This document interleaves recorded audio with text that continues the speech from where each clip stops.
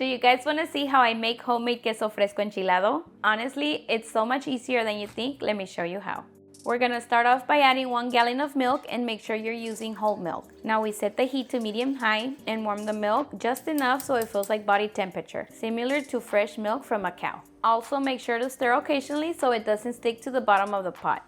It's been about 15 minutes, it's ready, and we turn off the heat. Now to coagulate the milk, I'm gonna be using one of these rennet tablets, and I'm only using 1/4 of 1 tablet. I'm gonna mash it up really well. If you don't have these tablets, you can also use vinegar or lemon to coagulate the milk. Add a little bit of milk, give it a mix, and then we add it to the pot. Mix, cover it up, and let it sit for about an hour. Meanwhile, we're gonna make the salsa. In a pan set to low-medium heat, we add some oil. Once hot, we saute 5 garlic cloves for about a minute. Then we add 2 chile guajillos, 1 chile ancho, and 2 chiles de arbol. We're only frying for about 30 seconds. Make sure that you don't burn them. Now we transfer everything into the blender, including the oil, add some salt, and then about 6 ounces of water, or a little more if you prefer a thinner salsa. Now we blend and set aside.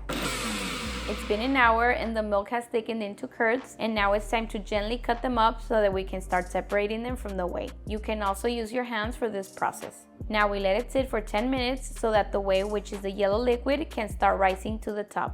It's been 10 minutes, and as you can see, the whey has floated to the top. And now to separate the whey from the curds, I'm gonna be using a colander and a cheesecloth. We add in some of the mixture, and this is gonna take a few minutes. We need to make sure that we remove as much whey as possible. Also, if you drain out most of the whey from the cheese, it will turn out more dry and crumbly. But if you leave a little bit more of that liquid in, it'll stay soft and creamy. How do you guys like your queso fresco? More dry or more creamy? Let me know in the comments. As you can see, most of the whey has been removed, but I'm leaving a little bit behind so that the cheese will not be as dry.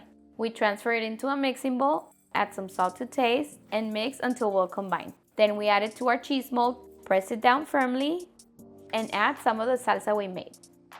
Flip it over and cover it with more salsa. I also have a recipe of queso fresco without the chili if you're interested. You'll find it on my page. Make sure to wear gloves because otherwise your hands will burn.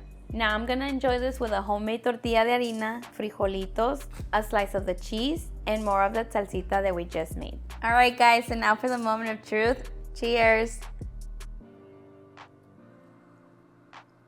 This is one of my all-time favorite foods. Whenever I get asked what's your favorite food, and I always say the simplest thing ever, tortilla de harina, frijolito y queso. And with the queso recién hechecito, even better. I also have a recipe for a queso fresco without the enchilado, without the chile. So if you guys want it, try that one. I have a video for that, but you should definitely make this cheese. This one is also more on the creamier side. It's queso fresco más cremoso. The other one is a little bit more crumbly, but definitely worth a try. Cheers. And there you have it, delicious queso enchilado casero. All right guys, that's it for this one. If you've made it this far and you haven't subscribed, please don't forget to hit that subscribe button and turn on your bell notifications so you won't miss any of our new videos. I'll see you guys next time. Bye.